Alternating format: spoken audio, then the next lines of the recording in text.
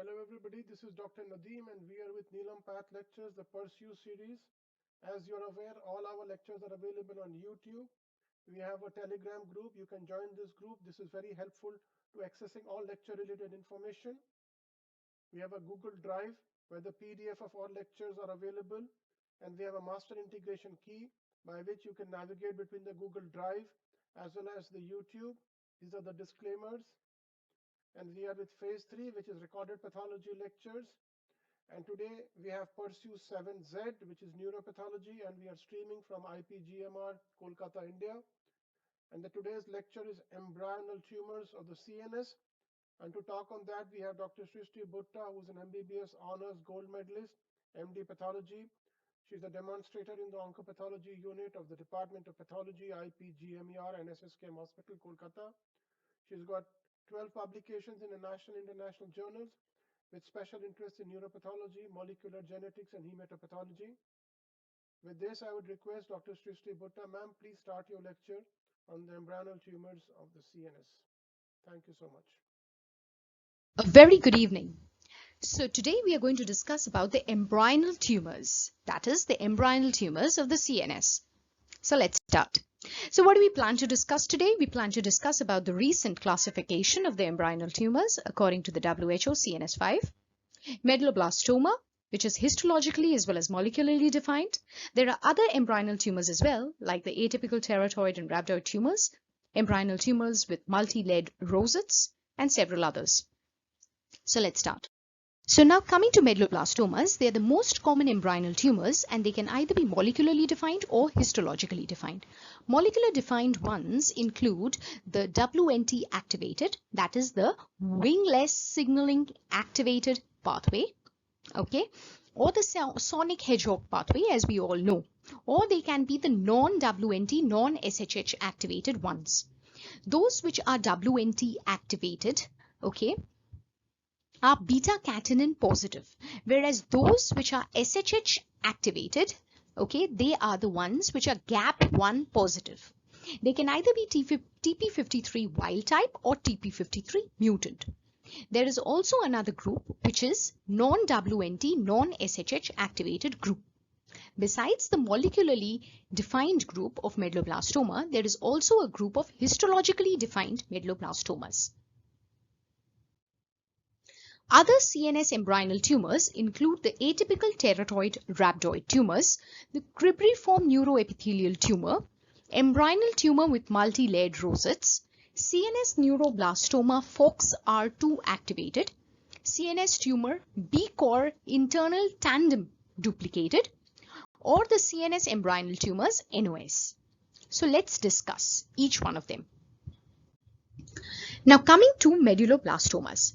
Medulloblastomas, that is the WHO CNS grade 4 tumor, is the most prevalent malignant pediatric brain tumor and accounts for approximately 10% of the childhood brain cancers. The 5-year overall survival rate of medulloblastoma is approximately 75%. So quarter of all intracranial neoplasms and around half of the posterior fossa tumor is a medulloblastoma. As we have already discussed that it is the most common primary malignant brain tumor in the childhood. The median age group is 9 years and the second peak occurs, however, in adults as well. Now coming to the histogenesis, the primitive embryonic tumor, that is the medulloblastoma, was seen to derive from the undifferentiated cell, typically the medulloblast, which is thought to arise from the ependymal lining of the fourth ventricle. Okay, so this tumor typically involves the posterior fossa and the medulloblast that lines typically the fourth ventricle, okay, is said to be involved in the histogenesis of this tumor. Now coming to the medulloblastoma, which is histopathologically defined, okay, this includes the classic variant, the desmoplastic nodular variant, medulloblastoma with extensive nodularity, and the large cell or the anaplastic variant. In the CNS WHO5, there has been a combined section, okay, including all these entities into medulloblastoma, which is histologically defined. Okay, so the definition, however, has not changed and remains in line with that on 2016. Now, coming to the clinical presentation, mostly it presents with increased intracranial pressure. This is typically because it arises in the cerebellum or the dorsal brainstem and therefore blocks the CSF flow, as a result of which there is a rise in the intracranial pressure, and because of that there is severe headache, nausea and ataxia that develops. It has a propensity to spread through the CSF and causes a CSF drop metastasis. Now, coming to the classic variant, that is the histologically defined medulloblastoma classic variant. The classic variant typically shows this morphology. It's a small round blue cell tumor with densely packed small round undifferentiated cells, as you can make out. There is a high N by C ratio, and typically what you see is the Homer-right rosettes here. There is mild to moderate nuclear pleomorphism and very high mitotic activity, as you can make out. Yeah, very high mitotic activity. This tumor is typically diffusely positive for synaptophysin and focally positive for NEU-N. Moving on to the desmoplastic or the nodular variant of medulloblastoma, which is characterized by presence of neurocytic differentiation with intervening embryonal elements. Okay, so there are nodules, and the nodules show a characteristic neurocytic differentiation with intervening embryonal elements. The desmoplasia associated with desmoplastic or the nodular variant refers to the propensity of these tumors to have a pericellular. Note, it has a characteristic pericellular collagen deposition, which is detectable by reticulin stain. Okay, and that collagen is typically absent from the nodules of differentiation. Okay, so but which is absent from the nodules of differentiation. So this has a characteristic pericellular deposition of collagen. Now, coming to the desmoplastic or the nodular variant, the histological feature of it, the desmoplastic or the nodular variant is characterized by nodular reticulin-free pale zones. Okay, so there is a characteristic reticulin-free pale zone. That is here. The desmoplastic nodules show a characteristic reticulin-free pale zones with intervening densely packed poorly differentiated cells, as you can make out here. Okay, that produce a characteristic intercellular network of reticulin fibers. So there is a characteristic pericellular reticulin fiber deposition. Okay, and this tumor typically shows SHH pathway activation, which either may be TP53 wild type or mutant, but this tumor is typically TP53 wild type and shows a good prognosis. So desmoplastic nodular variant has a characteristic good prognosis. Whereas tumors with extensive nodularity show a large reticulin-free nodular area of neurocytic cells against a neuropil-like matrix. Okay, and narrow internodular strand. So there is a very narrow internodular strand, as you can make out, and the nodules are characteristically very large in size. Okay. So medulloblastoma with extensive nodularity is the histological variant, which presents typically in infants, okay, and is frequently a midline tumor than more conventional desmoplastic nodular tumors. Okay, as the name implies, it is dominated by nodules, so there is extensive nodularity rather than the primitive elements. The nodules tend to be irregular and coalesce, okay, and together in many examples. So yes, they are characterized by very large nodules. Now coming to the large cell or anaplastic histology, now this is characteristically these two entities are distinct histological variants. The anaplastic medulloblastoma is defined by increased cell size, increased cytological pleomorphism, okay, nuclear wrapping or molding, and frequent mitotic activity and frequent apoptotic bodies. There is no consensus, however, to the amount of mitotic activity that is needed, but there are some authors who say that mitotic activity of more than 10 per 10 high power field should be present to justify it to be a case of an anaplastic medulloblastoma. Now coming to the large cell variant, now that is characterized by round cell morphology and prominent nucleoli. The large cell variant typically lacks the overt pleomorphism of anaplastic variant. Now this is the anaplastic variant. As you can see, the overt nuclear pleomorphism here, okay, typically very high mitotic activity. Okay, there is frequent degree of nuclear molding and cellular wrapping that you can make out. And this tumor is typically a group 3 SHH TP53 mutant. Okay. On the other hand, the large cell variant shows a characteristic monomorphic morphology of round cells with typically prominent nucleoli. Now coming to the molecular subtypes of medulloblastoma, now that can either be WNT activated, SHH activated TP53 wild type, SHH activated TP53 mutant type, or the non-WNT, non-SHH activated group 3 or group 4. The two latter have now been joined as a non-WNT, non-SHH activated type, right?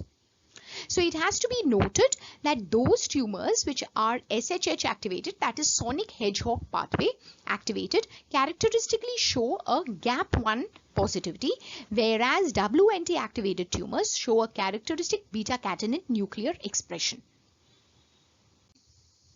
Now coming to the WNT beta-catenin signaling pathway, now that regulates a wide range of vital cellular functions. As we know, the WNT beta-catenin pathway, as we know from our general pathology days, that is typically involved in cell proliferation, differentiation, genetic stability, apoptosis and tissue renewal.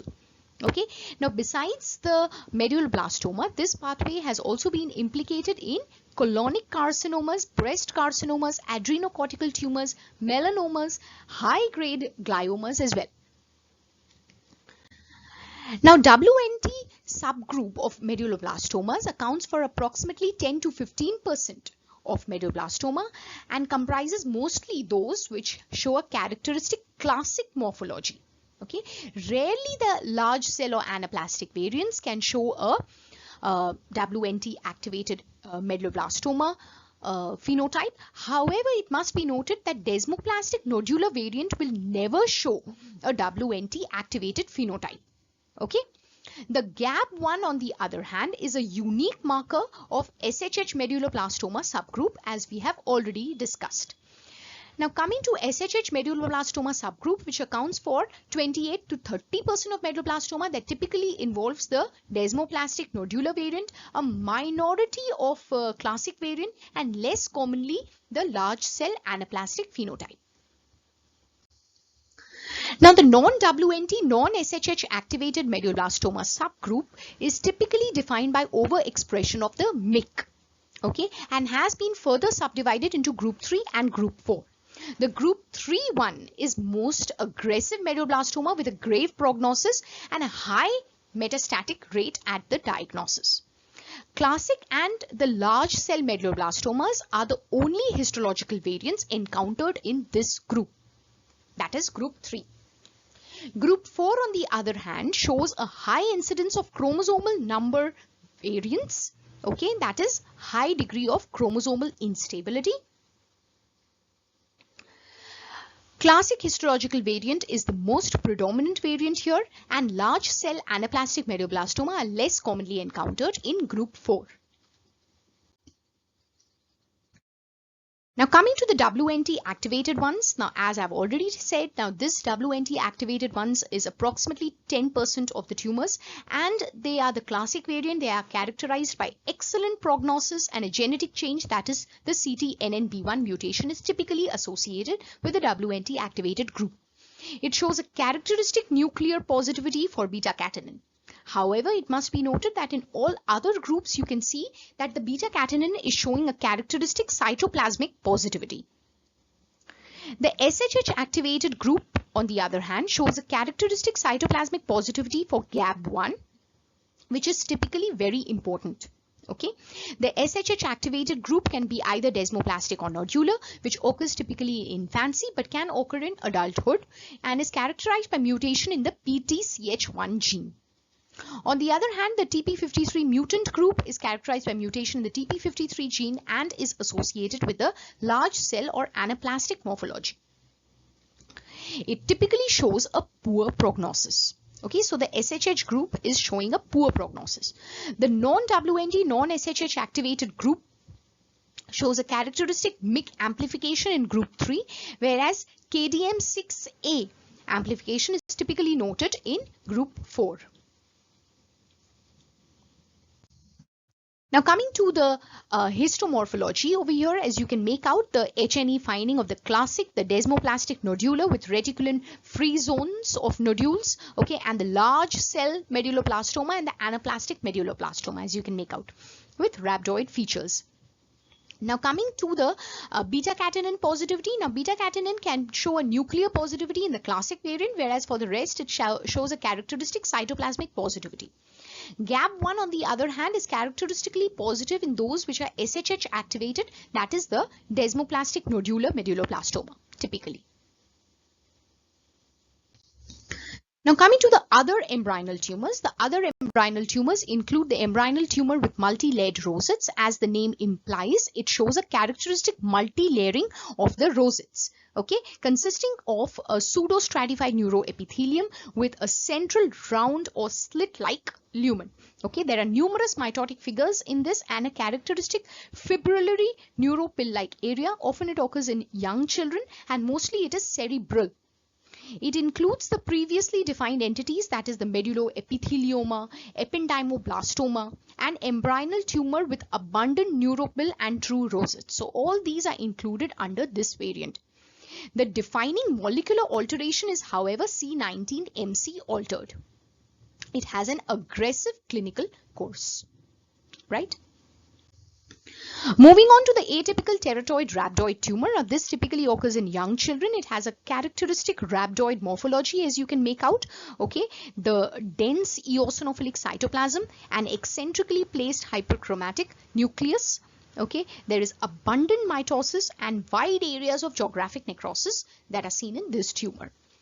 Most tumors often contain poorly differentiated elements like the neuroectodermal, epithelial or mesenchymal differentiation, including the small cell embryonal component, spindle cell component, or even a gland-like area may be present. The molecular defining feature is loss of INI1 and rarely there is loss of BRG1, which has been encountered. This tumor is characteristically positive for EMA and SMA. GFAP may or may not be positive, and cytokeratin positivity with synaptophysin positivity has also been noted. Ki67 labeling index is very high, usually more than 50%, and it shows an aggressive clinical course.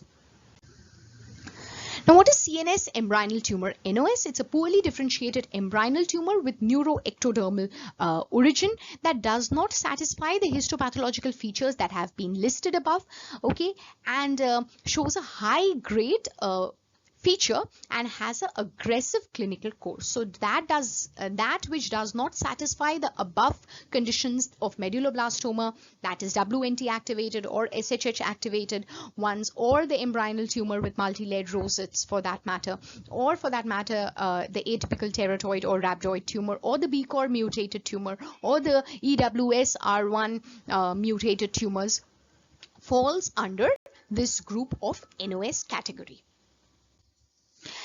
So coming to the biomarkers that help in the classification of any small cell embryonal appearing tumor. So now we have specific biomarkers like those for the embryonal tumor with multi-layered rosettes. Yes, we have the C19MC amplification or the Lin228A expression. Atypical teratoid rhabdoid tumor characterized by loss of INI1.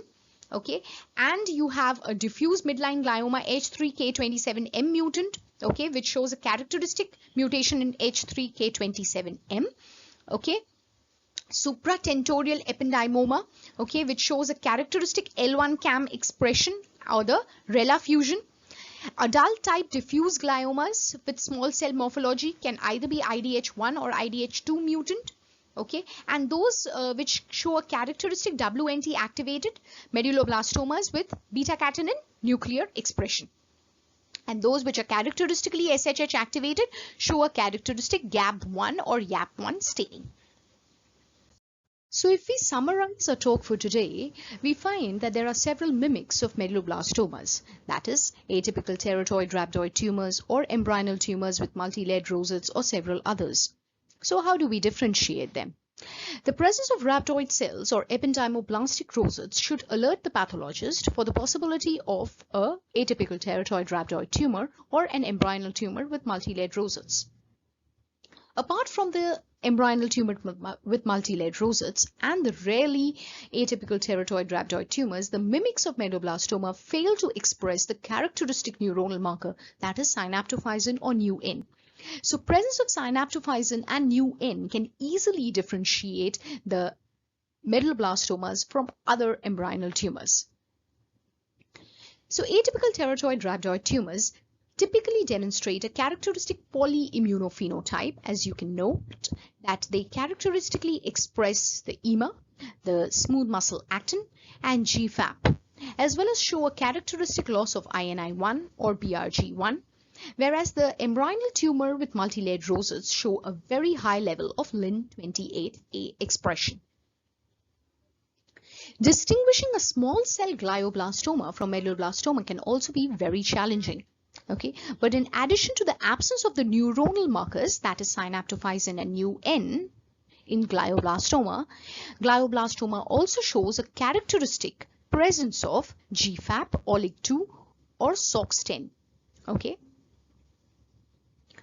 Now coming to the other tumors like the Ewing sarcoma mutated or the B-core duplicated tumors, which are encountered rarely, okay, but in those circumstances, EWS-R1 FISH or B-core immunohistochemistry might aid in the diagnosis.